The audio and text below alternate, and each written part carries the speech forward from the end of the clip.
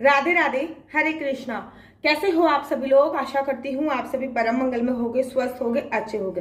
सर्वप्रथम आप सभी को होली की अनंत और अनंत शुभकामनाएं। लेकिन होने वाली है आपको सावधान। क्यों? क्योंकि होली पे पड़ने जा रहा है साल का पहला चंद्र ग्रहण। माना कि वो भारत में दिखाई नहीं देगा, माना कि भारत में उसका प्रभाव नहीं पड़ेगा, माना कि भारत में उसका सूतक काले भी माने नहीं है, लेकिन मैं हमेशा कहती हूँ कि अमेरिका का चंद्रमा और भारत का चंद्रमा दोनों अलग अलग नहीं है। अमेरिका का चंद्रमा भी भारत में दिखता है और भारत वाला ही चंद्रमा अमेरिका में दिखता है। पूरे सौर मंडल का चंद्रमा एक ही है, पूरे सौर मंडल का सूर्य एक ही है। चंद्र ग्रहण में हमारे चंद्र देवता कष्ट में होते हैं, सूर्य ग्रहण में हमारे सूर्य देवता कष्ट में होते हैं। तो चंद्र ग्रहण में जब हमारे चंद्र देवता कष्ट में होते हैं तो उसका जो प्रभाव है वो आम जनमानस पे पड़ता ही पड़ता है, चाहे वो भारत में दिखे या ना दिखे। हाँ, ये हो सकता है फॉर एग्जाम्पल कि अगर हमारे घर के बाहर, हमारे पड़ोस में उसमें किसी की डेथ हुई है, उसकी डेड बॉडी आके घर रखी हुई है, माना कि सूतक हमारे घर पे नहीं लगेगा, लेकिन रोने धोने की आवाज से डेड बॉडी को देखकर हमारे घर में नकारात्मकता जरूर और जरूर रहेगी। ठीक इसी प्रकार से जो ये चंद्र ग्रहण है 25 तारीख को, माना कि भारत में नहीं लग रहा, अमेरिका में लग रहा है, ऑस्ट्रेलिया के कुछ भागों में लग रहा है, लेकिन हमारे पड़ोसी देश में लगने के कारण भारत में नकारात्मक प्रभाव जरूर पड़ेगा। हर राशि पे पड़ने वाला है और हर ग्रह जो है इससे प्रभावित होने वाला है, क्योंकि अमेरिका का चंद्रमा, भारत का चंद्रमा अलग अलग नहीं है। चंद्र देवता कष्ट में है तो बेशर्ते कि वो सकारात्मक प्रभाव हम लोगों पर नहीं डालने वाले हैं। तो आपको क्या करने की आवश्यकता है, आज की वीडियो इसी पे आधारित है। सबसे पहले तो चंद्र ग्रहण से एक हफ्ते पहले और चंद्र ग्रहण से एक हफ्ते बाद कोई भी बड़ी डील साइन मत कीजिए, ये विशेषकर ध्यान दीजिए। वैसे भी खगमास लग रहा है और एक हफ्ते पहले तो आप लोगों को पता है कि होला अष्टक भी लग जाती है। तो चंद्र ग्रहण से एक हफ्ते पहले और चंद्र ग्रहण के एक हफ्ते बाद कोई भी बड़ी डील आपको साइन करने की आवश्यकता नहीं है। कोई भी बड़ी डील, किसी प्रकार की कोई भी साइन करने से बचिए आप।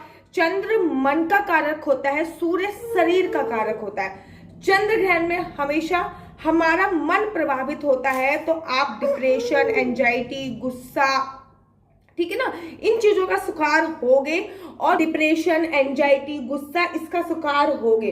कोई भी बड़ी डील, मैं ये कह रही हूँ मार्च के महीने में कोई भी बड़ी डील करने की आवश्यकता ही नहीं है। वैसे तो एक खगमास चल रहा है, दूसरी बात होला अष्टक लगने वाली है, और तीसरी बात चंद्र ग्रहण के बाद कोई भी डिसीजन नहीं लेना चाहिए, मन से कोई भी डिसीजन नहीं लेना चाहिए, क्योंकि चंद्रमा जो होता है वो मन का कारक होता है। जिस दिन होली है उस दिन यह ग्रह पड़ रहा है। आपको क्या क्या सावधानियां बरतनी है वो बताती हूँ। सूतक काल मान्य नहीं होगा तो पूजा अर्चना वंदना बिल्कुल आसानी से हो जाएगी। लड्डू गोपाल की सेवा भी बहुत आसानी से हो जाएगी, क्योंकि इसमें कोई भी सूतक मान्य नहीं हो रहा। तो लड्डू गोपाल की सेवा हो गई और मंदिर के पट बंद नहीं होंगे। होली आप अच्छी तरीके से खेल सकते हो। सबसे पहले समय बता देती हूँ कि किस समय पे वो पड़ रहा है। मैंने अभी पंचांग देखकर पूरा का पूरा जो समय है वो नोट कर लिया है। तो चंद्र ग्रहण का जो समय है साल का पहला चंद्र ग्रहण ये लगने वाला है। इस साल 2024 में 4 ग्रहण लगेंगे, इसमें से 2 सूर्य ग्रहण होंगे, 2 चंद्र ग्रहण होंगे, ठीक है ना। तो जो 25 मार्च को लगने वाला है, सोमवार के दिन लगने वाला है, इसका समय जो है वो है 10:30 बजे से प्रारंभ होगा और 3:02 पे खत्म हो जाएगा। कुल अवधि 4.5 घंटे का चंद्र ग्रहण है जो लगने वाला है। कन्या राशि में ये जो ग्रहण है कन्या राशि में लगने वाला है। इसका जो पीक टाइम होएगा, जिस समय पे कहते नहीं पीक टाइम, तो वो 12:45 के आसपास से प्रारंभ होगा। 12:45 के आसपास से लेकर 1:30 बजे तक का जो ये टाइम है ये इसका पीक टाइम है। तो 4.5 घंटे का ये चंद्र ग्रहण लगने वाला है।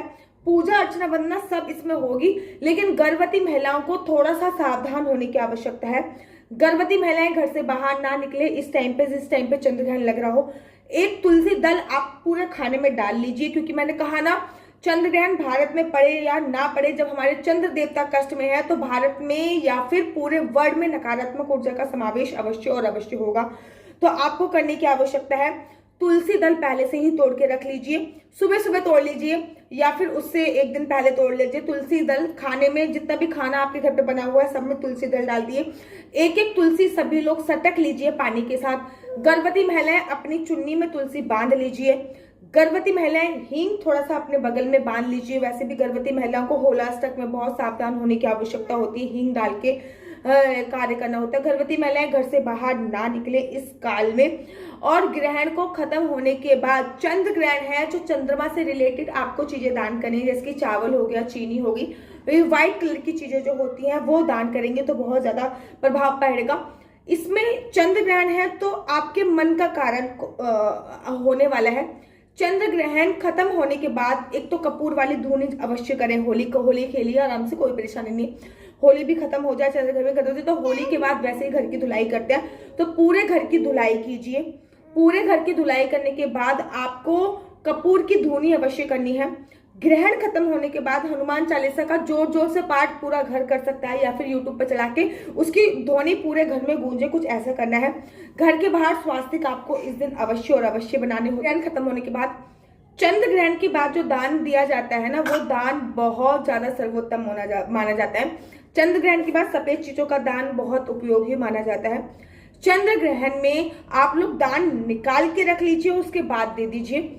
होली नहीं खेल सकते क्या दीदी? संपूर्ण होली खेल सकते हैं, होली में कोई विघ्न नहीं होगी, लेकिन मैंने कहा ना थोड़ा सा प्रेग्नेंट लेडी को सावधान होने की आवश्यकता है। स्नान कपूर वाले पानी से कीजिएगा। और हाँ, अपने घरों के कोने में, 4 कोने में अपने घर के नींबू डाल के जरूर रख लीजिए, अर्थात नींबू को काट के ग्रहण शुरू होने से पहले अपने घरों के कोने में रख दीजिए। ग्रहण जब विश्राम हो जाए तो हाथ में पन्नी पहन के वो नींबू उठाइए और कूड़े में थ्रो आउट कर दीजिए, जिससे ग्रहण का नकारात्मक प्रभाव आप पे नहीं पड़ेगा।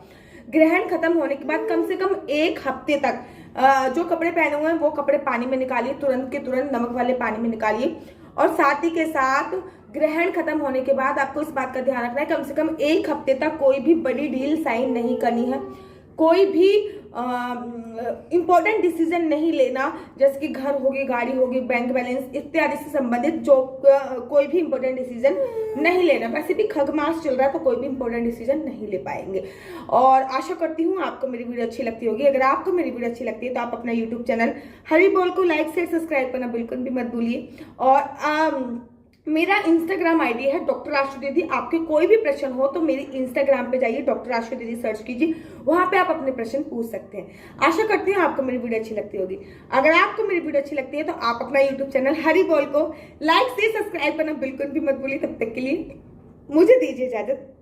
राधे राधे, हरे कृष्णा, हरि बोल।